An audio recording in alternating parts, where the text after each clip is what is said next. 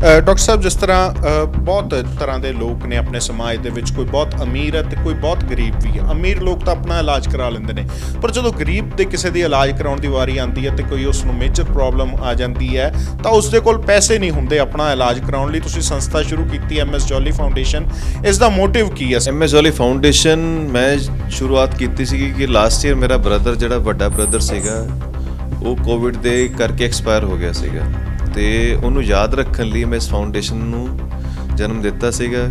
ਸਾਡੀ ਇਸ ਫਾਊਂਡੇਸ਼ਨ ਦਾ ਜੋ ਮੇਨ ਪਰਪਸ ਹੋਏਗਾ ਕਿ ਹੈਲਪ ਦ ਨੀਡੀ, ਜਿਹੜੇ ਲੋੜਵੰਦ ਹੈ ਉਹਦੀ ਹੈਲਪ ਕੀਤੀ ਜਾਏ। ਮੈਂ ਸੱਚ ਬੋਲਦਾ, ਕਈ ਵਾਰੀ ਸਾਡੇ ਕੋਲ ਵੀ ਇੰਨੇ ਸੋਰਸਿਸ ਨਹੀਂ ਹੁੰਦੇ ਕਿ ਅਸੀਂ ਸਭ ਕੁਝ ਕਰੀਏ, ਤਾਂ ਹਮੇਸ਼ਾ ਡਾਕਟਰ ਹੀ ਸਭ ਕੁਝ ਕਰੇ ਵੀ ਪੋਸੀਬਲ ਨਹੀਂ ਹੈ। ਜੇ ਸੋਸਾਇਟੀ ਮਿਲ ਕੇ ਕੁਝ ਕਰਨਾ ਚਾਹੇ ਤਾਂ ਬਹੁਤ ਕੁਝ ਵੀ ਹੋ ਸਕਦਾ।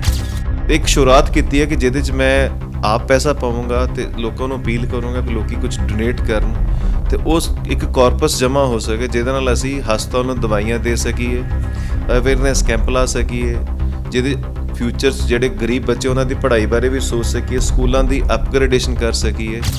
ਪਿੰਡਾਂ 'ਚ ਜਿਹੜੀ ਸਾਡੀ ਪ੍ਰੋਬਲਮ ਹੈ ਪਾਣੀ ਦੀ, ਸੀਵਰੇਜ ਦੀ, STP ਦੇ ਅਵੇਅਰਨੈਸ, ਇਹ ਸਾਰੇ ਮੋਟਿਵ ਹੈ ਜਿਹੜੇ ਇਸ ਸੰਸਥਾ ਦੇ ਤਹਿਤ ਮੈਂ ਕਰਨਾ ਚਾਹੂੰਗਾ। ਬਟ 1 by 1 ਅਸੀਂ ਸੋਚਾਂਗੇ ਕਿ ਅਸੀਂ ਕੁਝ ਚੀਜ਼ਾਂ ਐਸੀਆਂ ਬਣਾਈਏ ਤੇ ਕੋਈ ਵੀ ਬੰਦਾ ਹੈ ਉਹਨੂੰ ਆਟੋਮੈਟਿਕਲੀ ਉਹਦੀ ਜਿਹੜੀ ਬੇਸਿਕ ਰਿਕੁਆਇਰਮੈਂਟ ਉਹਦੀ ਪੂਰੀ ਹੋ ਜਾਏ। ਪੈਸਾ ਆਣਾ ਜਾਂ ਨਹੀਂ ਆਣਾ ਇਹ ਤਾਂ ਅਸੀਂ ਮੰਨ ਕੇ ਚੱਲੀਏ ਕਿ ਆਏਗਾ ਤਾਂ ਠੀਕ ਹੈ, ਨਹੀਂ ਆਏਗਾ ਤਾਂ ਵੀ ਕੋਈ ਗੱਲ ਨਹੀਂ।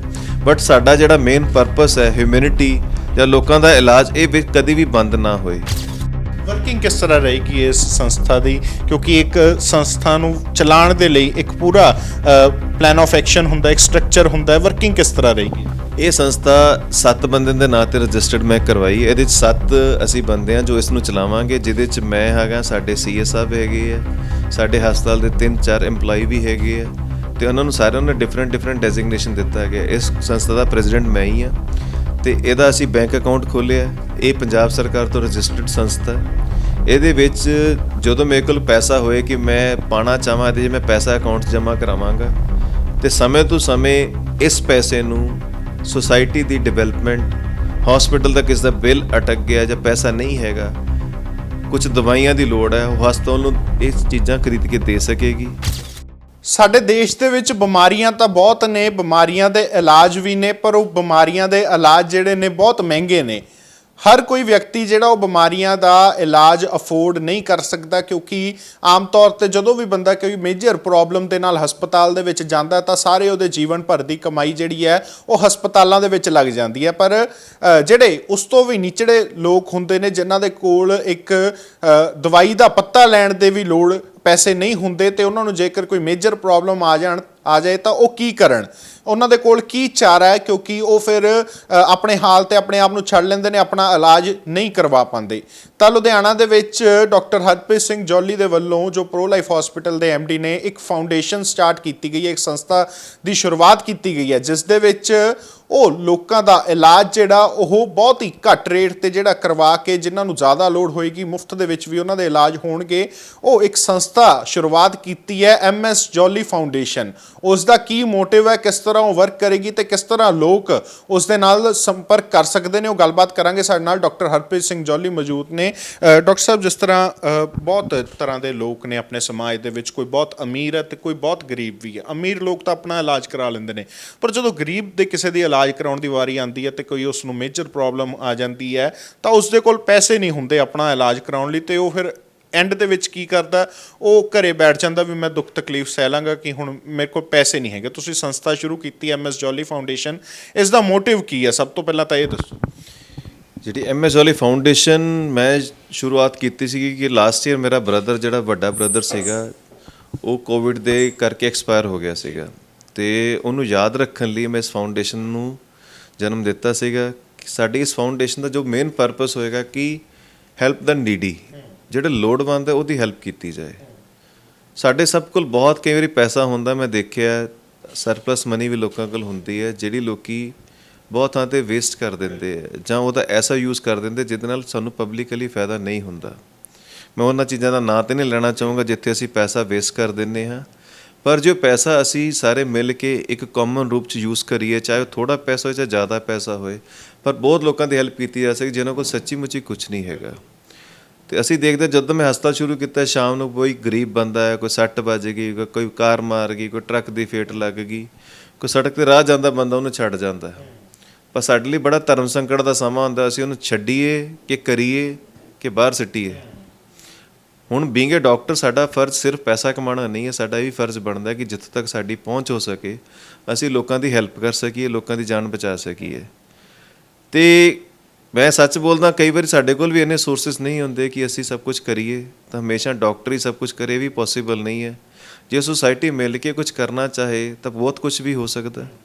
ਤੇ ਇੱਕ ਸ਼ੁਰੂਆਤ ਕੀਤੀ ਹੈ ਕਿ ਜਿਹਦੇ 'ਚ ਮੈਂ ਆਪ ਪੈਸਾ ਪਾਵਾਂਗਾ ਤੇ ਲੋਕਾਂ ਨੂੰ ਅਪੀਲ ਕਰੂੰਗਾ ਕਿ ਲੋਕੀ ਕੁਝ ਡੋਨੇਟ ਕਰਨ ਤੇ ਉਸ ਇੱਕ ਕਾਰਪਸ ਜਮ੍ਹਾਂ ਹੋ ਸਕੇ, ਜਿਹਦੇ ਨਾਲ ਅਸੀਂ ਹਸਪਤਾਲ ਨੂੰ ਦਵਾਈਆਂ ਦੇ ਸਕੀਏ, ਅਵੇਅਰਨੈਸ ਕੈਂਪ ਲਾ ਸਕੀਏ, ਜਿਹਦੇ ਫਿਊਚਰ 'ਚ ਜਿਹੜੇ ਗਰੀਬ ਬੱਚੇ ਉਹਨਾਂ ਦੀ ਪੜ੍ਹਾਈ ਬਾਰੇ ਵੀ ਸੋਚ ਸਕੀਏ, ਸਕੂਲਾਂ ਦੀ ਅਪਗ੍ਰੇਡੇਸ਼ਨ ਕਰ ਸਕੀਏ, ਥੋੜ੍ਹਾ ਜਿਹਾ ਯੋਗਦਾਨ ਸੜਕਾਂ ਦੀ ਮੇਨਟੇਨੈਂਸ ਜਾਂ ਗ੍ਰੀਨਰੀ ਡਿਵੈਲਪਮੈਂਟ ਜਾਂ ਵੂਮਨ ਐਮਪਾਵਰਮੈਂਟ, ਵੂਮਨ ਸੇਫਟੀ, ਇਹਨਾਂ ਸਾਰੀਆਂ ਚੀਜ਼ਾਂ ਦਾ, ਸਪੋਰਟਸ ਦੀ ਐਕਟੀਵਿਟੀ ਨੂੰ ਵਧਾਵਾ ਦੇਣਾ, ਨਸ਼ੇ ਨੂੰ ਘੱਟ ਕਰਨ, ਨਸ਼ੇ ਦੀ ਜਿੰਨੇ ਵੀ ਲੋਕਾਂ 'ਚ ਅਵੇਅਰਨੈਸ ਨਹੀਂ ਹੈਗੀ, ਯੰਗ ਜਨਰੇਸ਼ਨ ਨੂੰ ਗਿਆਨ ਦੇਣਾ, ਇਹਨਾਂ ਸਾਰੀਆਂ ਗੱਲਾਂ। ਉਸ ਤੋਂ ਬਾਅਦ ਲੋਕਾਂ ਦੇ ਪਿੰਡਾਂ 'ਚ ਜਿਹੜੀ ਸਾਡੀ ਪ੍ਰੋਬਲਮ ਹੈ ਪਾਣੀ ਦੀ, ਸੀਵਰੇਜ ਦੀ, STP ਦੇ ਅਵੇਅਰਨੈਸ, ਇਹ ਸਾਰੇ ਮੋਟਿਵ ਹੈ ਜਿਹੜੇ ਇਸ ਸੰਸਥਾ ਦੇ ਤਹਿਤ ਮੈਂ ਕਰਨਾ ਚਾਹੂੰਗਾ, ਬਟ 1 ਬਾਏ 1। ਤਾਂ ਪਹਿਲਾ ਸਾਡਾ ਮੋਟਿਵ ਇਹੀ ਰਹੇਗਾ ਕਿ ਅਸੀਂ ਜਿਹੜੀ ਮੈਡੀਕਲ ਸੇਵਾਵਾਂ ਉਹ ਲੋਕਾਂ ਦੀ ਅਫੋਰਡੇਬਿਲਿਟੀ ਦੀ ਰੇਂਜ 'ਚ ਲਿਆ ਸਕੀਏ ਤੇ ਹਰ ਬੰਦੇ ਨੂੰ ਹਾਈ ਕਲਾਸ, ਵਰਲਡ ਕਲਾਸ ਇਲਾਜ ਮੁਹੱਈਆ ਕਰਾ ਸਕੀਏ। ਡਾਕਟਰ ਸਾਹਿਬ, ਜਿਸ ਤਰ੍ਹਾਂ ਹੁਣ ਚਲੋ ਤੁਹਾਡਾ ਹਸਪੀਟਲ ਵੀ ਮੇਨ ਹਾਈਵੇ ਤੇ ਹੈ, ਕੋਈ ਗਰੀਬ ਆਦਮੀ ਆਪਣੇ ਸਾਈਕਲ ਤੇ ਜਾ ਰਿਹਾ, ਪਿੱਛੋਂ ਉਹਨੂੰ ਕੋਈ ਟੱਕਰ ਮਾਰ ਗਿਆ, ਉਹਨੂੰ ਚੁੱਕਣ ਵਾਲਾ ਕੋਈ ਨਹੀਂ ਹੈਗਾ, ਤੇ ਜਦੋਂ ਤੁਹਾਡੇ ਹਸਪੀਟਲ ਜੇ ਕੋਈ ਮਿਹਨਤ ਕਰਕੇ ਉਸ ਨੂੰ ਛੱਡ ਵੀ ਜਾਵੇ, ਉਹਦਾ ਕੋਈ ਵਾਲੀ ਵਾਰਸ ਨਹੀਂ ਹੈ, ਤਾਂ ਕਹਿੰਦੇ ਨੇ ਕਿ ਐਵਰੀ ਲਾਈਫ ਮੈਟਰਸ, ਹਰੇਕ ਜਾਨ ਕੀਮਤੀ ਹੈ। ਤੇ ਉਸ ਤਰ੍ਹਾਂ ਫਿਰ ਕਿੱਦਾਂ ਮਦਦ ਕਰੋਗੇ? ਜਾਂ ਜਦੋਂ ਕੋਈ ਇੱਦਾਂ ਦਾ ਪੇਸ਼ੈਂਟ ਆਉਂਦਾ ਹੋਏਗਾ, ਤੁਹਾਡੇ ਦਿਲ ਨੂੰ ਕਿੱਦਾਂ ਮਹਿਸੂਸ ਹੁੰਦਾ ਵੀ ਯਾਰ ਕੋਈ ਵੀ ਨਹੀਂ ਹੈਗਾ ਇਹਦਾ, ਤੇ ਹੁਣ ਅਸੀਂ ਕਰੀਏ ਕੀ? ਦੇਖੋ, ਇਸ ਜਿਹੜੀ ਫਾਊਂਡੇਸ਼ਨ ਦਾ ਇੱਕ ਮੈਂ ਸਲੋਗਨ ਬਣਾਇਆ, when nobody is there we will try to be there. ਜਦੋਂ ਕੋਈ ਨਹੀਂ ਹੋਏਗਾ ਅਸੀਂ ਕੋਸ਼ਿਸ਼ ਕਰਾਂਗੇ ਕਿ ਅਸੀਂ ਉੱਥੇ ਜ਼ਰੂਰ ਹੋਈਏ। ਦੇਖੋ, ਅਸੀਂ ਰੱਬ ਨਹੀਂ ਹੈਗੇ, ਅਸੀਂ ਵੀ ਇਸ ਚਪੇਟ 'ਚ ਆ ਸਕਦੇ ਹਾਂ, ਪਰ ਅਸੀਂ ਸੋਚਾਂਗੇ ਕਿ ਅਸੀਂ ਕੁਝ ਚੀਜ਼ਾਂ ਐਸੀਆਂ ਬਣਾਈਏ ਤੇ ਕੋਈ ਵੀ ਬੰਦਾ ਹੈ ਉਹਨੂੰ ਆਟੋਮੈਟਿਕਲੀ ਉਹਦੀ ਜਿਹੜੀ ਬੇਸਿਕ ਰਿਕੁਆਇਰਮੈਂਟ ਉਹਦੀ ਪੂਰੀ ਹੋ ਜਾਏ। ਪੈਸਾ ਆਉਣਾ ਜਾਂ ਨਹੀਂ ਆਉਣਾ ਇਹ ਤਾਂ ਅਸੀਂ ਮੰਨ ਕੇ ਚੱਲੀਏ ਕਿ ਆਏਗਾ ਤਾਂ ਠੀਕ ਹੈ, ਨਹੀਂ ਆਏਗਾ ਤਾਂ ਵੀ ਕੋਈ ਗੱਲ ਨਹੀਂ, ਬਟ ਸਾਡਾ ਜਿਹੜਾ ਮੇਨ ਪਰਪਸ ਹੈ ਹਿਊਮੈਨਿਟੀ ਜਾਂ ਲੋਕਾਂ ਦਾ ਇਲਾਜ, ਇਹ ਕਦੀ ਵੀ ਬੰਦ ਨਾ ਹੋਏ। ਇੱਕ ਮੋਟਿਵ ਹੈ, ਅੱਗੇ ਪਤਾ ਨਹੀਂ ਕੀ ਹੋਣਾ, ਬਟ ਆਈ ਵਿਲ ਟਰਾਈ ਕਿ ਉਹਨੂੰ ਮੈਂ ਬਹੁਤ ਹਾਈ ਲੈਵਲ ਤੱਕ ਲੈ ਕੇ ਜਾ ਸਕਾਂ। ਆਪਣਾ ਤਾਂ ਕੰਟਰੀਬਿਊਟ ਕਰਾਂ ਹੀ ਕਰਾਂ ਤੇ ਲੋਕਾਂ ਨੂੰ ਵੀ ਪ੍ਰੇਰਿਤ ਕਰਾਂ ਕਿ ਇਸ ਚੰਗੇ ਜਿਹੜਾ ਇੱਕ ਲਗਨ ਵਾਲਾ ਕੰਮ ਹੈ ਇਹਦੇ 'ਚ ਉਹ ਲੋਕੀ ਆਪਣਾ ਯੋਗਦਾਨ ਦੇਣ। ਚਲੋ ਸਰ, ਤੁਹਾਡਾ ਤਾਂ ਪ੍ਰੋਫੈਸ਼ਨ ਹੈ, ਜਦੋਂ ਤੁਹਾਡੇ ਕੋਲ ਪੇਸ਼ੈਂਟ ਆਉਣਾ, ਤੁਸੀਂ ਉਸ ਨੂੰ ਬਿਮਾਰੀ ਦੱਸਣੀ ਹੈ ਤੇ ਤੁਸੀਂ ਉਸ ਦਾ ਇਲਾਜ ਕਰਨਾ ਹੈ। ਆਪਣੇ ਵੀ ਹਸਪੀਟਲ 'ਚ ਜਿਸ ਤਰ੍ਹਾਂ ਮੈਡੀਕਲ ਟਰੀਟਮੈਂਟ ਬਹੁਤ ਮਹਿੰਗਾ ਹੁੰਦਾ, ਤੁਸੀਂ ਆਪਣੀ ਜੇਬ 'ਚੋਂ ਤਾਂ ਕਰ ਨਹੀਂ ਸਕਦੇ। ਜਦੋਂ ਕੋਈ ਇੱਦਾਂ ਦਾ ਨੀਡੀ ਪੇਸ਼ੈਂਟ ਆਉਂਦਾ ਹੈ, ਤੁਸੀਂ ਵੀ ਇੱਕ ਇਨਸਾਨ ਹੋ, ਹਿਊਮਨ ਨੇਚਰ ਹੈ, ਤੁਹਾਨੂੰ ਫੀਲ ਕਿਸ ਤਰ੍ਹਾਂ ਦਾ ਹੁੰਦਾ, ਕੀ ਮਹਿਸੂਸ ਹੁੰਦਾ? ਦੇਖੋ, ਬੇਬਸੀ ਬਹੁਤ ਵੱਡੀ ਚੀਜ਼ ਹੈ। ਅੱਜ ਇੱਕ ਚੰਗਾ ਬੰਦਾ, ਯੰਗ ਮੁੰਡਾ, ਉਹਨੂੰ ਤਕਲੀਫ ਹੈਗੀ ਹੈ ਪਰ ਪੈਸੇ ਨਹੀਂ ਹੈਗੇ, ਉਹਦੇ ਕਰਕੇ ਉਹਦੇ ਜਿਹੜੇ ਵਰਕਿੰਗ ਔਰ ਵੀ ਖਤਮ ਹੋ ਰਹੇ, ਉਹਦੀ ਇੰਪਲੋਇਮੈਂਟ ਵੀ ਸਫਰ ਹੋ ਰਹੀ ਹੈ ਤੇ ਫੈਮਿਲੀ ਵੀ ਸਫਰ ਹੋ ਰਹੀ ਹੈ। ਅੱਜ ਮੈਨੂੰ ਇਲਾਜ ਆਫਰ ਕਰਦਾ, ਯਾਰ 40,000 ਰੁਪਏ ਲੱਗੇਗਾ, ਉਹ ਬੰਦਾ ਜਿਹੜਾ ਮਹੀਨੇ ਦਾ 5,000 ਰੁਪਏ ਕਮਾਉਂਦਾ, 40,000 ਰੁਪਏ ਕਮਾ ਲਈ 8 ਮਹੀਨੇ ਤਨਖਾਹ ਚਲੀ ਜਾਏਗੀ ਦੇਖੀਏ ਤਾਂ। ਪਰ ਸਾਡਾ ਪਰਪਸ ਕਦੀ ਵੀ ਨਹੀਂ ਹੋਏਗਾ ਕਿ ਉਹ ਆਪਣਾ ਬੰਦਾ ਦਾ ਘਰ ਉਜਾੜ ਕੇ ਅਸੀਂ ਪੈਸੇ ਕਮਾਈਏ, ਪਰ ਅਸੀਂ ਕੋਸ਼ਿਸ਼ ਕਰਾਂਗੇ ਕਿ ਸਾਡੀ ਕੁਆਲਿਟੀ ਕੰਪਰੋਮਾਈਜ਼ ਕਿਤੇ ਵੀ ਨਾ ਹੋਏ। ਜਿੱਥੋਂ ਤੱਕ ਅਸੀਂ ਹੈਲਪ ਕਰਨਾ ਚਾਹੀਏ ਅਸੀਂ ਉਹ ਵੀ ਕਰੀਏ। ਕੁਝ ਸਾਨੂੰ ਫਾਊਂਡੇਸ਼ਨ ਮੈਡੀਸਿਨ ਲੈ ਕੇ ਦੇ ਜਾਂ ਲੋਕੀ ਕੰਟਰੀਬਿਊਟ ਕਰਨ ਕਿ ਹਰ ਬੰਦੇ ਦਾ ਇਲਾਜ ਇੱਥੋਂ ਹੋ ਕੇ ਮਤਲਬ ਪ੍ਰੋਪਰ ਹੋ ਕੇ ਜਾ ਸਕੇ। ਵਰਕਿੰਗ ਕਿਸ ਤਰ੍ਹਾਂ ਰਹੇਗੀ ਇਸ ਸੰਸਥਾ ਦੀ? ਕਿਉਂਕਿ ਇੱਕ ਸੰਸਥਾ ਨੂੰ ਚਲਾਉਣ ਦੇ ਲਈ ਇੱਕ ਪੂਰਾ ਪਲਾਨ ਆਫ ਐਕਸ਼ਨ ਹੁੰਦਾ, ਇੱਕ ਸਟਰਕਚਰ ਹੁੰਦਾ, ਵਰਕਿੰਗ ਕਿਸ ਤਰ੍ਹਾਂ ਰਹੇਗੀ? ਇਹ ਸੰਸਥਾ 7 ਬੰਦੇ ਦੇ ਨਾਂ 'ਤੇ ਰਜਿਸਟਰਡ ਮੈਂ ਕਰਵਾਈ। ਇਹਦੇ 'ਚ 7 ਅਸੀਂ ਬੰਦੇ ਹਾਂ ਜੋ ਇਸ ਨੂੰ ਚਲਾਵਾਂਗੇ, ਜਿਹਦੇ 'ਚ ਮੈਂ ਹੈਗਾ, ਸਾਡੇ CS ਸਾਹਿਬ ਹੈਗੇ ਹੈ, ਸਾਡੇ ਹਸਪਤਾਲ ਦੇ 3-4 EMPLOYE ਵੀ ਹੈਗੇ ਹੈ ਤੇ ਉਹਨਾਂ ਨੂੰ ਸਾਰਿਆਂ ਨੂੰ ਡਿਫਰੈਂਟ ਡੈਜ਼ਿਗਨੇਸ਼ਨ ਦਿੱਤਾ ਗਿਆ। ਇਸ ਸੰਸਥਾ ਦਾ ਪ੍ਰੈਜ਼ੀਡੈਂਟ ਮੈਂ ਹੀ ਹਾਂ ਤੇ ਇਹਦਾ ਅਸੀਂ ਬੈਂਕ ਅਕਾਊਂਟ ਖੋਲ੍ਹਿਆ। ਇਹ ਪੰਜਾਬ ਸਰਕਾਰ ਤੋਂ ਰਜਿਸਟਰਡ ਸੰਸਥਾ। ਇਹਦੇ ਵਿੱਚ ਜਦੋਂ ਮੇਰੇ ਕੋਲ ਪੈਸਾ ਹੋਏ ਕਿ ਮੈਂ ਪਾਉਣਾ ਚਾਹਾਂ, ਇਹਦੇ 'ਚ ਮੈਂ ਪੈਸਾ ਅਕਾਊਂਟ 'ਚ ਜਮ੍ਹਾਂ ਕਰਾਵਾਂਗਾ ਤੇ ਸਮੇਂ ਤੋਂ ਸਮੇਂ ਇਸ ਪੈਸੇ ਨੂੰ ਸੁਸਾਇਟੀ ਦੀ ਡਿਵੈਲਪਮੈਂਟ, ਹਸਪੀਟਲ ਦਾ ਕਿਸ ਦਾ ਬਿੱਲ ਅਟਕ ਗਿਆ ਜਾਂ ਪੈਸਾ ਨਹੀਂ ਹੈਗਾ, ਕੁਝ ਦਵਾਈਆਂ ਦੀ ਲੋੜ ਹੈ, ਉਹ ਹਸਪਤਾਲ ਨੂੰ ਇਹ ਚੀਜ਼ਾਂ ਖਰੀਦ ਕੇ ਦੇ ਸਕੇਗੀ। ਸਮੇਂ-ਸਮੇਂ 'ਤੇ ਕੈਂਪ ਲਾਉਣੇ ਆ, ਉਹਨਾਂ ਲਈ ਚੀਜ਼ਾਂ ਦੀ ਲੋੜ ਹੈ, ਇਹ ਚੀਜ਼ਾਂ ਮੁਹੱਈਆ ਕਰਾ ਸਕੇਗੀ। ਛੋਟੀ ਗਾਰਡਨਿੰਗ ਦੇ ਸੋਰਸਿਸ ਆ, ਸਾਹਮਣੇ 'ਚ ਜਗ੍ਹਾ ਖਰਾਬ ਪਈ ਉਹਨੂੰ ਕਲੀਨ ਕਰਨ 'ਚ ਇਹ ਪੈਸਾ ਦੇ ਸਕੇਗੀ। ਇੱਦਾਂ ਦੇ ਬਹੁਤ ਸਾਰੇ ਮੋਟਿਵ ਜਿਹੜੇ ਹਾਲੇ ਮੇਰੇ ਦਿਮਾਗ 'ਚ ਵੀ ਨਹੀਂ ਹੈਗੇ, ਉਹ ਇਹ ਕਰਦੀ ਰਿਹਾ ਕਰੇਗੀ ਫਿਊਚਰ 'ਚ। ਜਿਵੇਂ ਕੋਈ ਕੁਸ਼ਟ ਆਸ਼ਰਮ ਹੈਗੇ ਹੈ ਜਾਂ ਕੋਈ ਅੰਨਿਆਂ ਬੋਲਿਆਂ ਬੱਚਿਆਂ ਦੇ ਸਕੂਲ ਹੈਗੇ, ਉੱਥੇ ਚੀਜ਼ਾਂ ਦੀ ਲੋੜ ਹੈ ਜਾਂ ਮੈਡੀਕਲ ਹੈਲਪ ਦੀ ਲੋੜ ਹੈ, ਇਹ ਸਾਰੇ ਕੰਮ ਅਸੀਂ 1 ਬਾਏ 1 ਇਹਦੇ ਮੈਮੋਰੈਂਡਮ 'ਚ ਲਿਖਾਂਗੇ ਤੇ ਇਹਨੂੰ ਅੱਗੇ ਕੈਰੀ ਆਊਟ ਕਰਦੇ ਰਹਾਂਗੇ। ਤੇ ਜਿਹੜਾ ਇਲਾਜ ਹੋਏਗਾ ਉਸ ਨੂੰ ਕਿਸ ਤਰ੍ਹਾਂ ਤੁਸੀਂ ਅਫੋਰਡੇਬਲ ਕਰੋਗੇ? ਤੁਸੀਂ ਆਪਣੀ ਜੇਬ 'ਚੋਂ ਪੈਸੇ ਲਗਾਓਗੇ, ਉਹਨਾਂ ਗਰੀਬਾਂ ਵਾਸਤੇ ਕਿਸ ਤਰ੍ਹਾਂ ਅਫੋਰਡੇਬਲ ਬਣਾਓਗੇ? ਦੇਖੋ, ਹਰ ਇਲਾਜ ਦੇ ਬਹੁਤ ਸਾਰੇ ਹਿੱਸੇ ਹੈਗੇ, ਕੁਝ ਹਸਪਤਾਲ ਦਾ ਖਰਚਾ ਹੈ, ਕੁਝ ਦਵਾਈਆਂ ਦਾ ਖਰਚਾ ਹੈ, ਕੁਝ ਡਾਇਗਨੋਸਟਿਕ ਦਾ ਖਰਚਾ ਹੈ। ਜੇ ਅਸੀਂ ਸਾਰੀਆਂ ਚੀਜ਼ਾਂ ਦੀ ਪ੍ਰੋਪਰ ਸਟੱਡੀ ਕਰੀਏ, ਉਹਦਾ ਕੋਸਟ ਤੇ ਇਫੈਕਟਿਵ ਮਾਰਜਿਨ ਕੱਢ ਕੇ ਦੇਖੀਏ, ਤੇ ਅਸੀਂ ਕੁਝ ਫਾਊਂਡੇਸ਼ਨ ਦੀ ਹੈਲਪ ਲਈਏ ਤੇ ਕੁਝ ਅਸੀਂ ਆਪਣੇ ਰੇਟ ਸਲੈਸ਼ ਕਰੀਏ, ਤਾਂ ਅਸੀਂ ਹਰ ਬੰਦੇ ਦਾ ਇਲਾਜ ਪ੍ਰੋਪਰ ਰੂਪ 'ਚ ਕਰ ਸਕਦੇ ਹਾਂ ਤੇ ਬਿਨਾਂ ਉਹਦੇ ਤੇ ਬੋਝ ਪਾਏ। ਤੇ ਸਾਡਾ ਪਰਪਸ ਇਹੀ ਰਹੇਗਾ ਕਿ ਅਸੀਂ ਮੈਡੀਕਲੀ ਹਰ ਮਰੀਜ਼ ਦਾ ਇਲਾਜ ਅਫੋਰਡੇਬਲ ਬਣਾ ਸਕੀਏ। ਟੈਕਨੋਲੋਜੀ ਟੂ ਦਾ ਮਾਸਸ, ਇਹ ਸਾਡਾ ਪਰਪਸ ਰਹੇਗਾ ਫਾਊਂਡੇਸ਼ਨ ਦੇ ਥਰੂ, ਕਿ ਹਰ ਬੰਦੇ ਨੂੰ ਵਧੀਆ ਇਲਾਜ ਕਰਾਉਣ ਦਾ ਹੱਕ ਵੀ ਹੈਗਾ।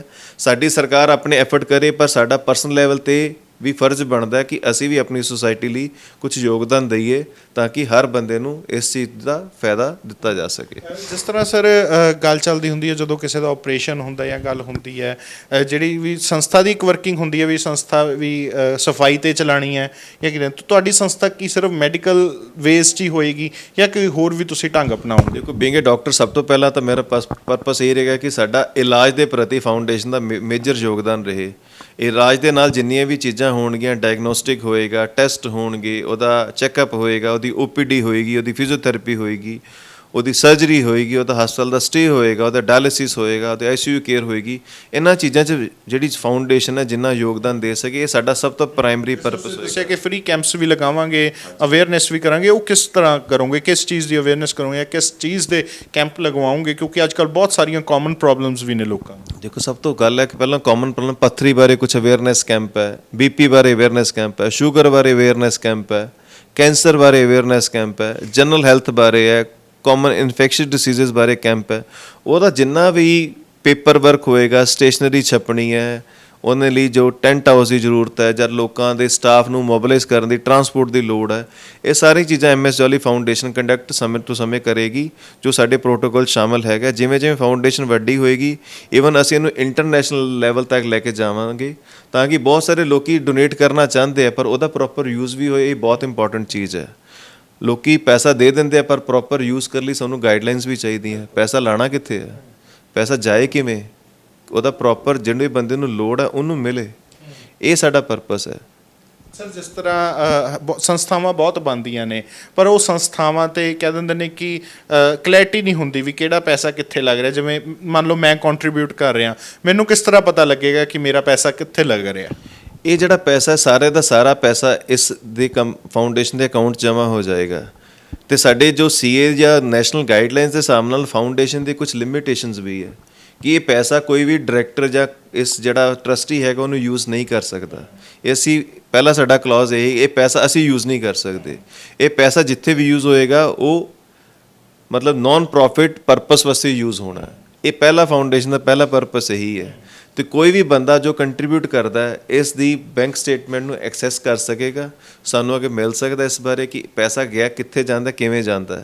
ਇਸ ਚੀਜ਼ ਨੂੰ ਆ ਕੇ ਉਹ ਇਹਦੀ ਛਾਣਬੀਨ ਲੋਕਾਂ ਨੂੰ ਸਾਰਾ ਹਿਸਾਬ ਦਊਂਗੇ। ਹਿਸਾਬ ਜੇ ਕੋਈ ਲੈਣਾ ਚਾਹੇਗਾ ਤਾਂ ਡੈਫੀਨੇਟਲੀ ਉਹਨੂੰ ਬੈਂਕ ਸਟੇਟਮੈਂਟ ਤੱਕ ਵੀ ਲਿਜਾਇਆ ਜਾ ਸਕੇਗਾ ਕਿ ਤੁਸੀਂ ਦੇਖ ਸਕਦੇ ਹੋ ਇਹ ਪੈਸਾ ਕਿੱਧਰ ਜਾ ਰਿਹਾ, ਕਿਸ ਪਰਪਸ ਵਾਸਤੇ ਯੂਜ਼ ਹੁੰਦਾ। ਇਹ ਸੰਸਥਾ ਦਾ ਅਸੀਂ ਰੋਲ ਆਲਰੇਡੀ ਮੈਂ ਸ਼ੁਰੂ ਕਰਤਾ ਹੈ। ਅੱਜ ਕੋਈ ਮਰੀਜ਼ ਦੀ ਲੋੜ ਹੈਗੀ, ਕਿਸੇ ਸਰਜਰੀ ਦੇ ਪੈਸੇ ਨਹੀਂ ਹੈਗੇ, ਜਦੋਂ ਦੀ ਫਾਊਂਡੇਸ਼ਨ ਸ਼ੁਰੂ ਕੀਤੀ ਅਸੀਂ ਕਿਸੇ ਨੂੰ ਨਾ ਨਹੀਂ ਕਰਦੇ ਇਲਾਜ ਲਈ। ਉਹ ਜਿੰਨੇ ਪੈਸੇ ਦੇ ਦਿੰਦਾ ਅਸੀਂ ਇਲਾਜ ਉਹਦਾ ਕਰ ਦਿੰਦੇ ਹਾਂ। ਹੁਣ ਅੱਗੇ ਕਿਵੇਂ ਲੈ ਕੇ ਜਾਣਾ ਇਹਦੇ ਲਈ ਹਾਲੇ ਸਾਡੀ ਵਰਕਿੰਗ ਔਨ ਹੈਗੀ ਹੈ, ਪਰ ਗੁੱਡਨੈਸ ਹੈਜ਼ ਬੀਨ ਸਟਾਰਟਡ। ਜਿਸ ਤਰ੍ਹਾਂ ਸਰ ਪਿੰਡਾਂ ਦੇ ਵਿੱਚ ਹੋਰ ਵੀ ਬਹੁਤ ਪ੍ਰੋਬਲਮਸ ਨੇ। ਅੱਜ ਕੱਲ੍ਹ ਮੇਜਰ ਪ੍ਰੋਬਲਮ ਪਾਣੀ ਦੀ ਪ੍ਰੋਬਲਮ। ਪਾਣੀ ਦੀ ਪ੍ਰੋਬਲਮ ਦੇ ਨਾਲ ਲੋਕਾਂ ਨੂੰ ਕੈਂਸਰ ਤੱਕ ਦੀਆਂ ਬਿਮਾਰੀਆਂ ਹੋ ਜਾਂਦੀਆਂ ਨੇ ਜਾਂ ਲੋਕ ਆਪਣੇ ਪਾਣੀ ਨੂੰ ਮੈਨੇਜ ਨਹੀਂ ਕਰ ਸਕਦੇ। ਉਸ 'ਤੇ ਕਿਸ ਤਰ੍ਹਾਂ ਫਿਰ ਤੁਸੀਂ ਵਰਕ ਕਰੋਗੇ, ਕਿਉਂਕਿ ਉਹ ਵੀ ਇੱਕ ਤਰ੍ਹਾਂ ਦੇ ਨਾਲ ਮੈਡੀਕਲ ਦੇ ਨਾਲ ਇੰਟਰ ਰਿਲੇਟ ਕਰ ਜਾਂਦਾ। ਦੇਖੋ, ਸਭ ਤੋਂ ਜ਼ਰੂਰੀ ਚੀਜ਼ ਹੈ ਲੋਕਾਂ 'ਚ ਅਵੇਅਰਨੈਸ ਕਿ ਅਸੀਂ ਕਿੱਥੇ ਖੜ੍ਹੇ ਹਾਂ, ਕਿੱਥੇ ਜਾ ਸਕਦੇ ਹਾਂ। ਆਪਾਂ ਇੱਕ ਪਿੰਡ ਦੀ ਆਬਾਦੀ ਦੇਖੀਏ, ਜੇ ਪਿੰਡ ਦੀ ਆਬਾਦੀ 4000 ਵੀ ਹੈਗੀ ਹੈ, 4000 'ਚ ਬੰਦਾ ਜੇ 1000 ਰੁਪਇਆ ਵੀ ਕੰਟਰੀਬਿਊਟ ਕਰਦਾ ਤਾਂ 40000 ਰੁਪਇਆ ਹੋ ਜਾਂਦਾ। ਤੇ ਉਸ 40000 ਦਾ ਜੇ ਯੂਜ਼ ਕੀਤਾ ਜਾਏ ਤੇ ਪਿੰਡ ਦੇ ਜੇ 3 ਮਹੀਨੇ 4 ਮਹੀਨੇ 5 ਮਹੀਨੇ ਪੈਸਾ ਇਕੱਠਾ ਕਰਕੇ ਇੱਕ STP ਨੂੰ ਜਨਮ ਦਿੱਤਾ ਜਾ ਸਕਦਾ ਹੈ। ਤੇ ਕਲੀਨ ਵਾਟਰ ਜਨਰੇਟ ਹੋ ਸਕਦਾ ਹੈ, ਖਾਦ ਜਨਰੇਟ ਹੋ ਸਕਦੀ ਹੈ, ਪਿੰਡਾਂ 'ਚ ਸਫਾਈ ਵੱਧ ਸਕਦੀ ਹੈ, ਬਿਮਾਰੀ ਘਟ ਸਕਦੀ ਹੈ। ਆਪਾਂ ਫੋਰਨ ਜਾ ਕੇ ਦੇਖਦੇ ਹਾਂ, ਕੈਨੇਡਾ ਅਮਰੀਕਾ ਪਾਣੀ ਦਾ ਪ੍ਰੋਪਰ ਯੂਜ਼ ਕੀਤਾ ਜਾਂਦਾ, ਪਰ ਸਾਡੇ ਕਿਉਂ ਨਹੀਂ? ਸਾਡੇ ਪੈਸੇ ਦੀ ਕੋਈ ਕਮੀ ਨਹੀਂ ਹੈ, ਸਾਡੇ ਲੋਕਾਂ ਨੂੰ ਅਵੇਅਰਨੈਸ ਦੀ ਕਮੀ ਹੈ, ਉੱਦਮ ਦੀ ਕਮੀ ਹੈ। ਕਿਸੇ ਨਾ ਕਿਸੇ ਨੂੰ ਉੱਦਮ ਕਰਨਾ ਪਏਗਾ, ਆਪਣੇ ਮੋਢੇ ਤੇ ਬੰਦੂਕ ਚੱਕਣੀ ਪਏਗੀ ਜੇ ਕੰਮ ਕਰਨਾ ਤਾਂ।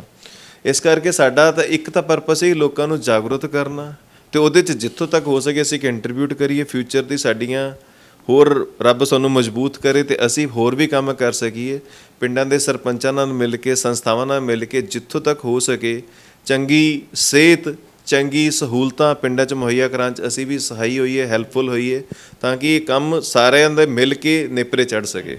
ਸਰ ਤੁਹਾਡੀ ਇਹ ਸੀਟ ਨਾ ਬਹੁਤ ਅਹਿਮ ਹੈ। ਜਦੋਂ ਕੋਈ ਪੇਸ਼ੈਂਟ ਆਉਂਦਾ ਤੁਹਾਡੇ ਕੋਲ ਬੈਠ ਕੇ, ਚਲੋ ਤੁਸੀਂ ਦੱਸਤਾ ਕਿ ਤੁਹਾਨੂੰ ਆਪਰੇਸ਼ਨ ਕਰਾਉਣਾ ਪੈਣਾ, ਬੰਦਾ ਕਹਿੰਦਾ ਤੁਸੀਂ ਥੋੜ੍ਹਾ ਪ੍ਰਾਈਸ ਘੱਟ ਕਰੋ, ਅਸੀਂ ਮਜਬੂਰ ਹਾਂ, ਤੁਸੀਂ ਰੈਕੋਗਨਾਈਜ਼ ਕਿਸ ਤਰ੍ਹਾਂ ਕਰੋਗੇ ਪੇਸ਼ੈਂਟ ਨੂੰ ਕਿ ਉਹ ਵਾਕਈ ਨੀਡੀ ਹੈ? ਕਿਉਂਕਿ ਅੱਜ ਕੱਲ੍ਹ ਹਰੇਕ ਬੰਦਾ ਕਹਿੰਦਾ ਮੈਂ ਨੀਡੀ ਹਾਂ, ਜਿਹੜਾ ਸਭ ਕੁਝ ਪੂਰਾ ਸੂਰਾ ਹੈਗਾ ਵੀ ਹੈ, ਜੋ ਸਭ ਕੁਝ ਕਰ ਸਕਦਾ, ਉਹ ਵੀ ਕਹਿੰਦਾ ਮੈਂ ਨੀਡੀ ਹਾਂ। ਤੁਸੀਂ ਰੈਕੋਗਨਾਈਜ਼ ਕਿਸ ਤਰ੍ਹਾਂ ਕਰੋਗੇ, ਕਿਉਂਕਿ ਇਹ ਸਭ ਤੋਂ ਮੇਨ ਚੀਜ਼ ਹੈ।